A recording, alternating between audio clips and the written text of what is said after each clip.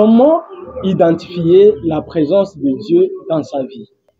Le révérend Élisée Kamunga, depuis la République démocratique du Congo, précisément dans la ville de Kinshasa. Aujourd'hui, il va nous montrer comment identifier la présence de Dieu autour de nous, partout où nous nous retrouvons. Comment identifier la présence de Dieu, même quand on passe des meilleurs moments, même quand on passe des mauvais moments.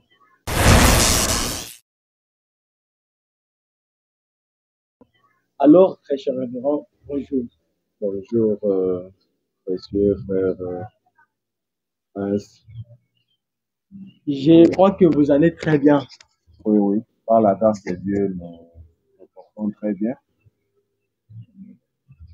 Et oui. Nous sommes très heureux ce soir de nous retrouver sur ce plateau pour essayer de parler sur un sujet que j'ai trouvé très important. Ok. Mais nous allons peut-être donner juste les grandes lignes pour essayer d'expliquer ce que nous comprenons par la présence de Dieu et comment identifier cette présence-là.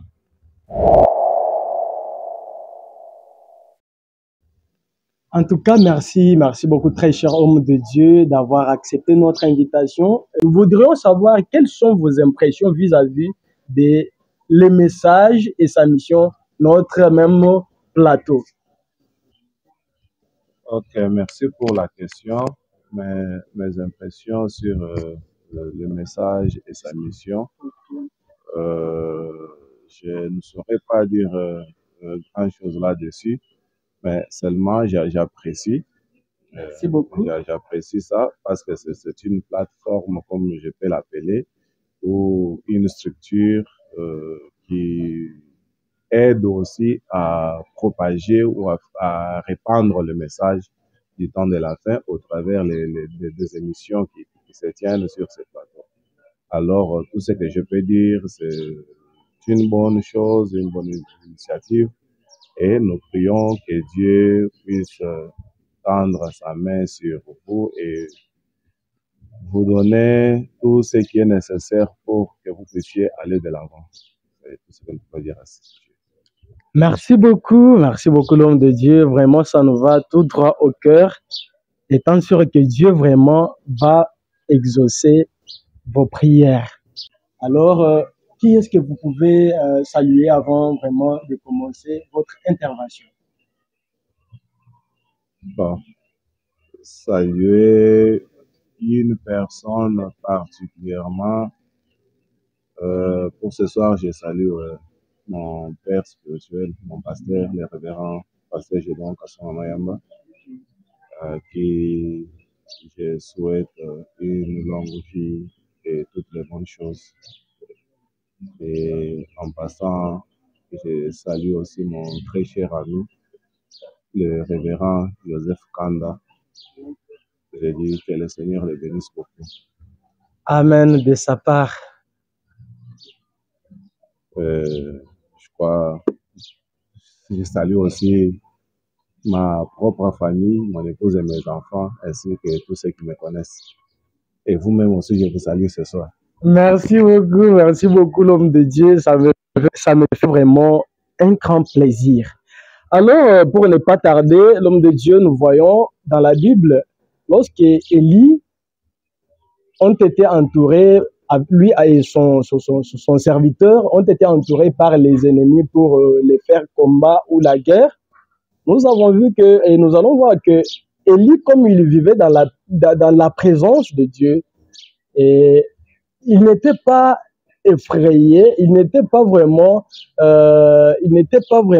dans la peur de ce qui s'est passé autour de lui parce qu'il vivait dans la présence du Très-Haut. Mais celui qui était à côté de lui comme son serviteur, nous trouvons qu'il était vraiment terrifié à cause des ennemis qui étaient autour d'eux. Voilà pourquoi, très cher public, je sais que l'homme de Dieu est déjà là. Il va nous dire comment demeurer dans la présence de Dieu. Comment vraiment vivre la présence de Dieu. La présence de Dieu même, on la vit, on la pratique, ou bien c'est quelque chose dans laquelle on entre. avec les Écritures, avec l'homme de Dieu, je sais que nous allons être éclairés ce soir.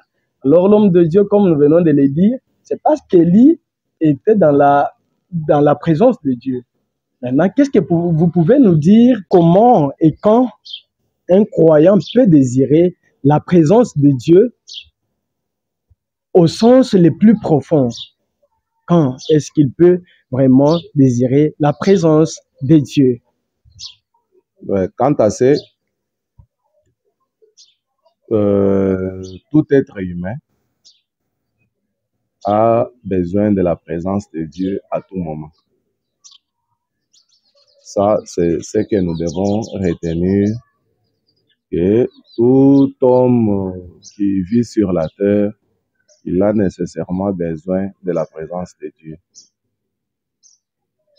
Quant à savoir quand, le prophète Ésaïe dit dans Ésaïe 55, si nous pouvons répéter l'écriture rapidement, il dit « Cherchez l'Éternel pendant qu'il se trouve, invoquez-le tandis qu'il est prêt, que le méchant abandonne sa voie et l'homme d'iniquité ses pensées, qu'il retourne à l'Éternel qui aura pitié de lui, à notre Dieu qui ne cesse pas de pardonner. » Donc, tout homme, comme la Bible dit, que si nous disons que nous ne péchons plus, nous faisons des dieux menteurs. Alors, étant humain, nous avons toujours besoin de chercher la présence de Dieu parce que l'Écriture dit qu'il est notre Dieu qui ne se lasse pas de pardonner.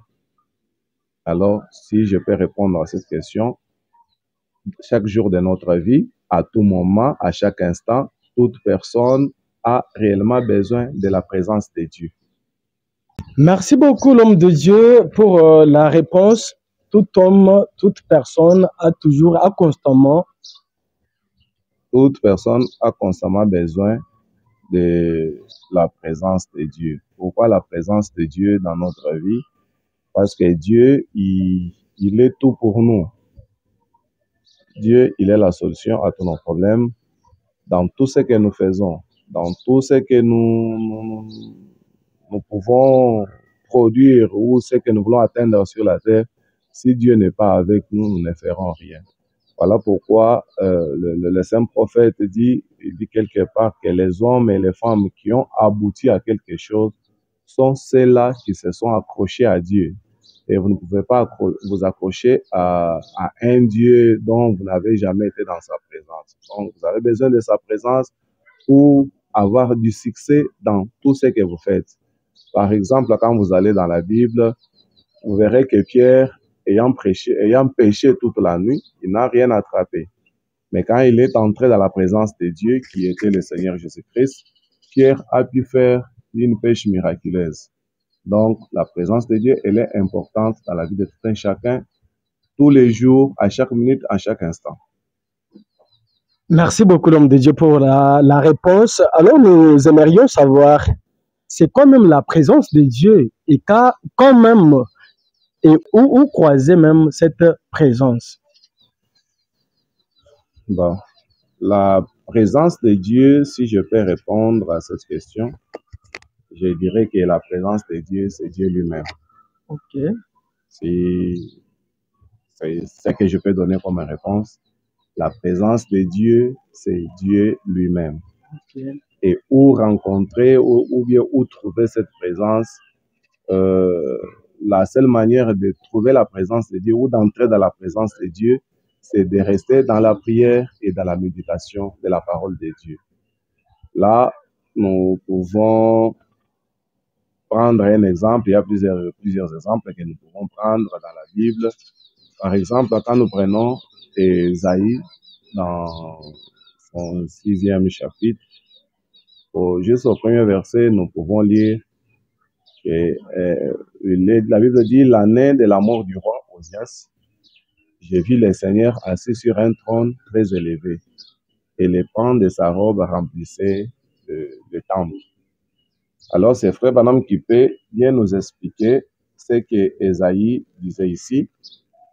Il dit dans les sermons intitulés L'influence, qu'il a prêché le 13 octobre 1962, au point 89, le révérend Branham dit, il dit la vision au temple. Et il vit Dieu assis sur un trône très élevé, Dieu étant élevé. Maintenant, vous voyez, il avait été pour Ésaïe un exemple, il parle du roi Osias. Et Ésaïe vit aussitôt que ce roi s'écarta de son appel, Dieu le frappa de lèpre. Alors Ésaïe pensa, que dois-je faire? Osias était mort et il s'était beaucoup appuyé sur lui. Il pensa que ça en était fini de lui. Qu'allait-il faire? La vie alors lui apparut comme terminée pour lui, pratiquement. Mais que fit donc ce jeune prophète? Il se dirigea vers le temple pour prier. Il s'agenouilla devant l'autel et cria à Dieu. Ok. C'est quand Ésaïe est allé au temple pour prier, comme je l'ai dit, que pour entrer dans la présence de Dieu, c'est dans la prière et dans la méditation de la parole. Quand il est allé au temple pour prier, c'est alors qu'il s'est retrouvé dans la présence de Dieu. C'est alors qu'il est entré dans la présence de Dieu.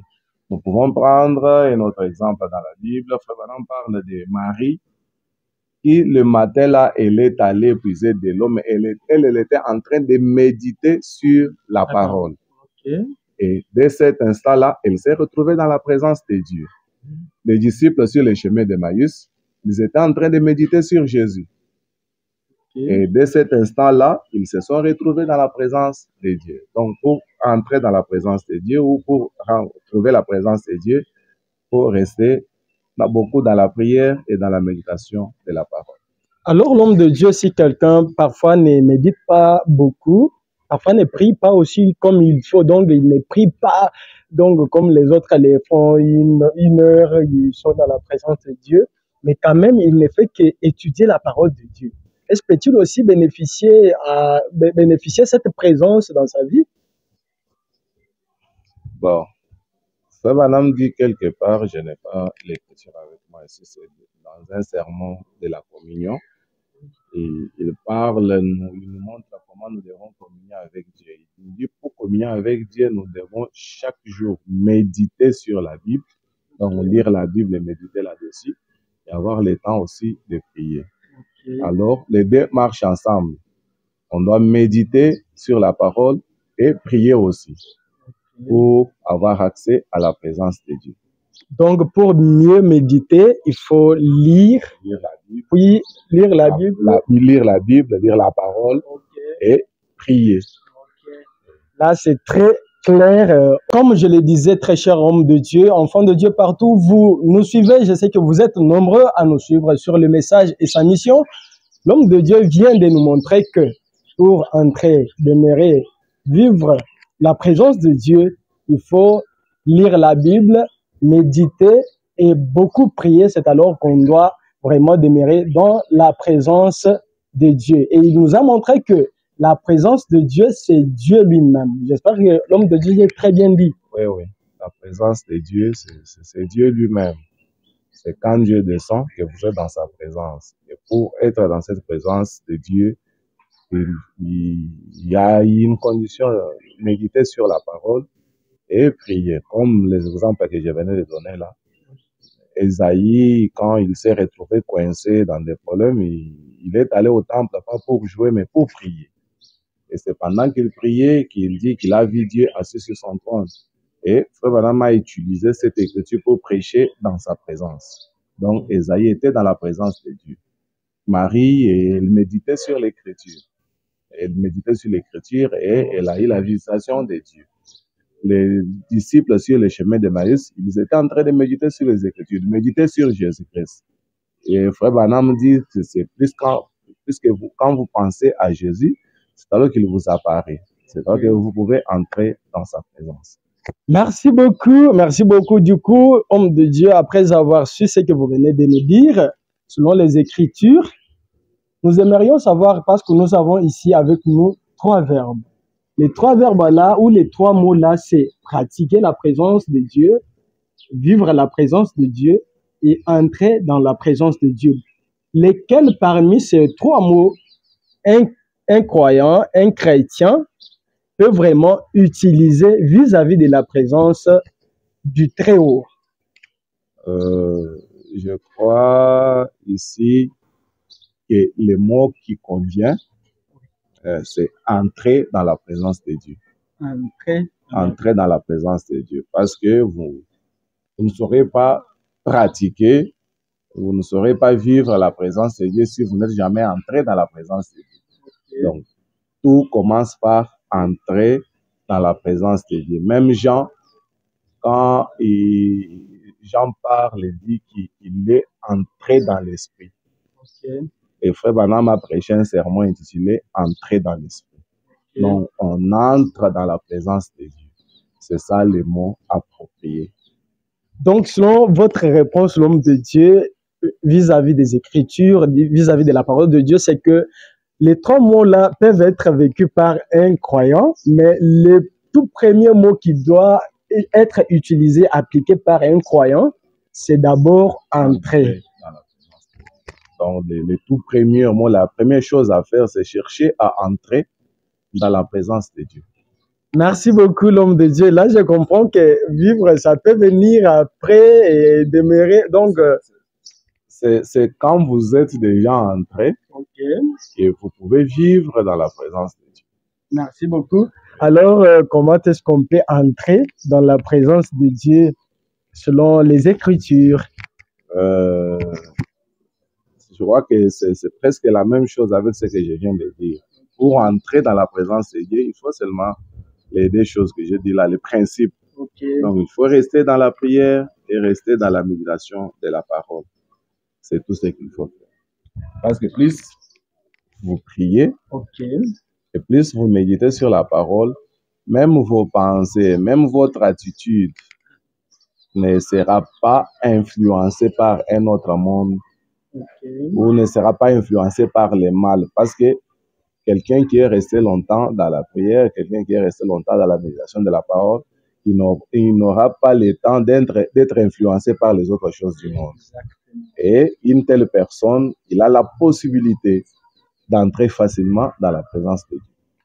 Merci beaucoup, l'homme de Dieu. Alors, une fois un croyant est déjà dans la présence du Très-Haut, du Seigneur Jésus-Christ, quels sont les impacts de cette présence-là une fois quelqu'un a déjà l'accès là-bas?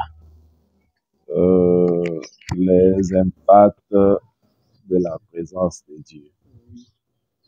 Tout ce que je peux dire est que la présence de Dieu produit un changement sur tous les plans de la vie. En un seul mot, je peux dire ça, la présence de Dieu produit un changement total sur tous les plans de la vie.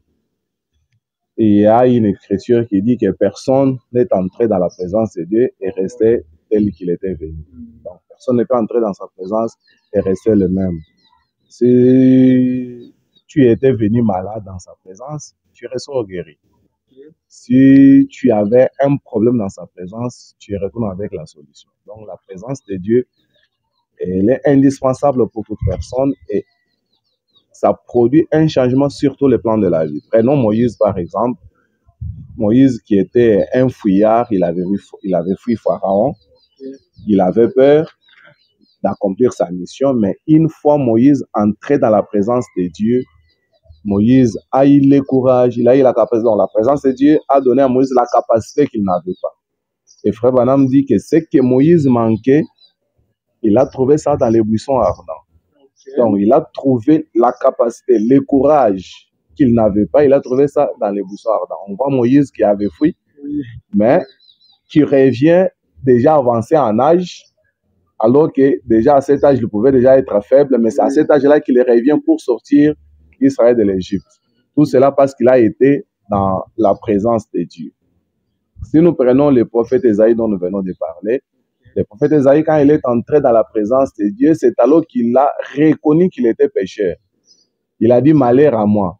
Or, c'était un prophète. Pendant tout ce temps, peut-être il partait à l'église, il écoutait les prédicateurs prêcher, mais à un certain moment, quand il est entré dans la présence de Dieu, Ésaïe dit « malheur à moi ».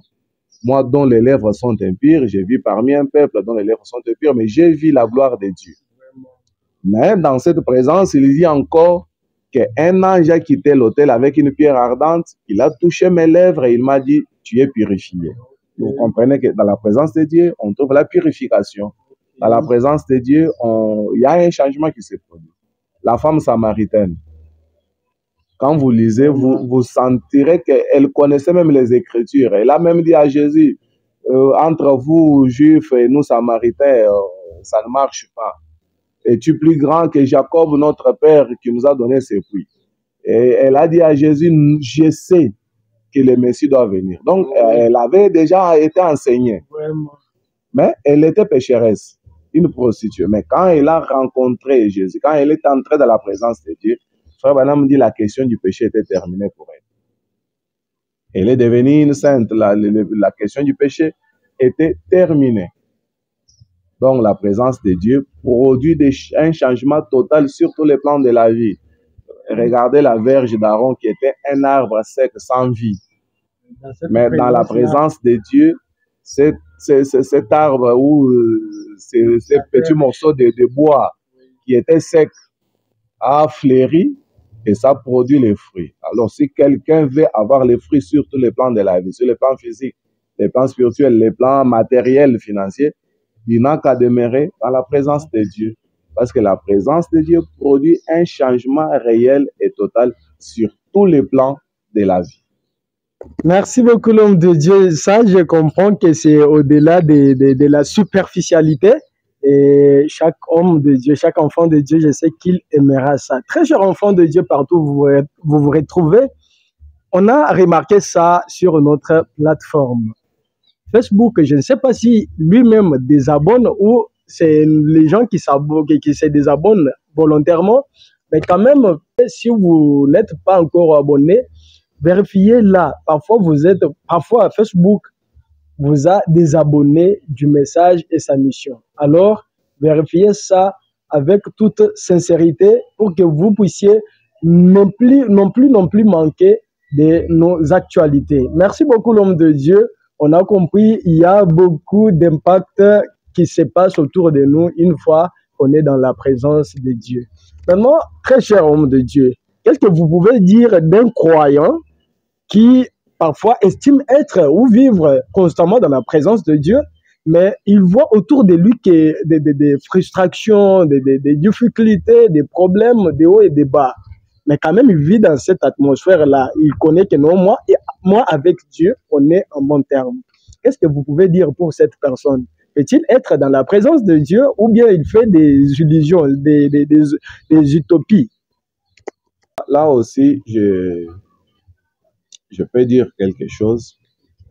Comme je viens de le dire, la présence de Dieu produit un changement total sur tous les plans de la vie. Il y a un fait qui est aussi réel. Vous savez, quand nous retournons dans la Bible, par exemple, Dieu dit à Israël que vous allez entrer dans un pays où coule le lait et le miel. Et nous voyons dans la Bible que c'était Dieu lui-même qui conduisait les enfants d'Israël. La Bible dit que pendant la journée, c'était une nuée et pendant la nuit, c'était la colonne de feu. Mais Dieu lui-même conduisant son peuple, il les dirige tout droit devant la mer Rouge, dans une difficulté. Entre-temps, il y a l'armée de Pharaon qui venait derrière. Et frère me dit, de part et d'autre, il y avait des montagnes qui étaient incontournables et devant eux, il y avait la mer Rouge qui était infranchissable. Mais comme ils étaient dans la présence de Dieu, malgré toute cette difficulté, Dieu a fini par frayer la voie pour eux. Donc, je vais dire que Dieu n'a pas donné à Israël un pays non occupé. Même quand ils sont partis pour espionner, ils sont venus avec les nouvelles pour dire à Moïse que nous avons trouvé les fils d'Anak, nous avons trouvé les Philistins, nous avons trouvé les ceci et ce sont des géants, nous avons été comme des sauterelles devant à leur côté. Peut-être Israël pensait qu'ils allaient trouver un pays non habité. Et Frère Branham dit que Dieu était capable même d'aller seulement chasser ces gens-là, transporter Israël et venir et les déposer. Mais Israël avait quelque chose à faire. Donc, en tant que chrétien, nous ne pouvons pas dire que comme je suis en difficulté, c'est que Dieu n'est pas avec moi ou je ne suis pas dans la présence de Dieu. Non. Les difficultés viennent, mais Dieu, comme nous sommes avec lui, comme nous sommes dans sa présence, il nous donne la capacité de surmonter chaque difficulté. Voilà tout ce que je peux dire. Merci beaucoup. Là, c'est très, très clair maintenant, l'homme de Dieu, alors que nous sommes en train d'acheminer notre émission. Comment alors demeurer dans la présence de Dieu pour conserver, je voulais dire, pour conserver, je voulais dire, pour conserver les merveilles et les effets de Dieu, de sa grâce, d'une manière perspicacitus. Comment demeurer dans la présence de Dieu? Ouais. Je peux répondre à ça d'une manière simple. Okay. Rester dans les principes. Okay, de la parole. Méditer la parole et prier. Frère Branham dit quelque part que quelqu'un qui, une fois, a déjà été dans la présence de Dieu, je crois qu'il en parle dans les sermons, si ce n'est pas dans les surnaturels, ça doit être quelque part ailleurs. Il dit une fois dans la présence, quelqu'un qui a déjà été une fois dans la présence de Dieu, il ne trouvera pas satisfaction ailleurs. Okay. Donc, je suis dans la présence de Dieu. Et Dieu est la seule portion qui satisfait. Une fois dans sa présence, il n'y a pas un autre endroit où je peux trouver satisfaction. Donc, quand je suis en dehors de sa présence, je suis insatisfait. Vraiment. Donc, pour trouver satisfaction, je dois retourner dans sa présence. Et pour retourner dans sa présence, rester sur la parole et rester dans la prière. Ce sont là les principes. Alors, merci d'arriver jusqu'ici. C'était la première partie de cette vidéo. Alors, n'oubliez pas de revenir, de retourner sur le message et sa mission pour suivre les parties suivantes de cette émission. Mettez-vous en tête que vous avez parcouru, vous avez découvert quelque chose. Mettez-le en pratique. Tout comme moi, personnellement aussi, je lutte pour les mettre en pratique. Pour le reste, que Dieu vous bénisse. Souvenez-vous que le message et sa mission est notre dose d'édification. Le message et sa mission est notre dose éducative. Alors, ensemble, je sais que nous allons parvenir au meilleur. Que Dieu vous bénisse.